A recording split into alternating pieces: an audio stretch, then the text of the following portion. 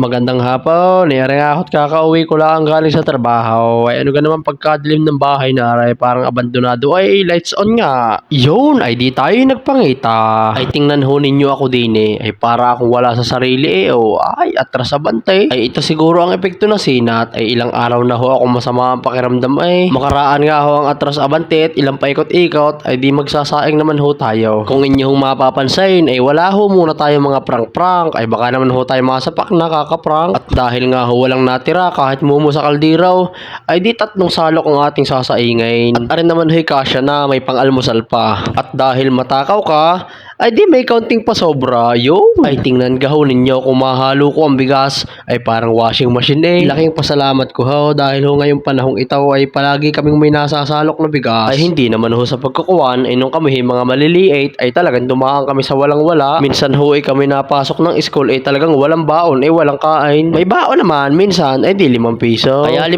piso ay maraming salamat sa iyo at mula elementary sinamahan mo ako. Ay hintay ka muna at ako'y may nakita dining mansanas. Ay arihatay nung bagong taon pa ay di siya ko munang binanatan habang wala pang kanay. Ay talaga lang akong pagkasama ng aking pakiramdam. Ay garni pala ang aking itsura pagka masama ang lasa. Yung gang parang paiyak na. Ala eh ako na nga hindi ni naman sanas at baka sakali mag-iiba-iba ang aking panlasa. Are kagaya ho na rin mansanas na are. Ay ako na makatikim ng mga garning prutas ay ako binata na. Ay hindi naman ho sa pagkukuhan ay nung kami mga bata ay hindi ho kami nagpapangita na rin mga prutas na are. May mangga naman ho't bayaba. Ay di pagkatulog na may are. Ay hintay ka muna. Ay baka ari mansanas na binabanatan ko kay Mrs. Ay mama. Ay pag napanood mo rin vlog na are. Ay di alam mo na kung sino kumain ng mansanas mo sa lamesa. Ay bahala ka na.